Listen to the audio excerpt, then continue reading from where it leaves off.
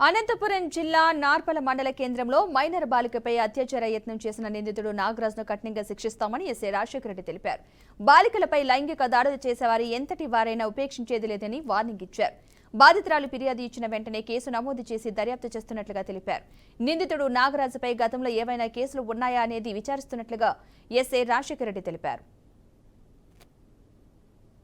బాలిక మీద జరిగిన సంఘటన ఏం జరిగిందంటే ఆ అమ్మాయి 14 సంవత్సరాల వయసు అమ్మాయి ఒక జిరాక్స్ సెంటర్కు గాల్లో నాగరాజు అనే జిరాక్స్ సెంటర్కు వెళ్తే అతను సెక్షువల్ హరాస్మెంట్ చేసినాడు అని చెప్పి వాళ్ళ తల్లితో పాటు వచ్చి నిన్న పోలీస్ స్టేషన్లో వచ్చి ఫిర్యాదు ఇవ్వగా ఇమీడియట్గా రెస్పాండ్ అయ్యి నాపల పోలీస్ స్టేషన్లో 113/24 under section 75 BNS act 11 and 12 POCSO act and section 3 class 1 class or clauses SC/ST atrocity act కింద కేసు నమోదు చేయడం జరిగింది. ఇది SC/ST కేసు కాబట్టి దర్యాప్తు DSP గారికి వెళ్తుంది.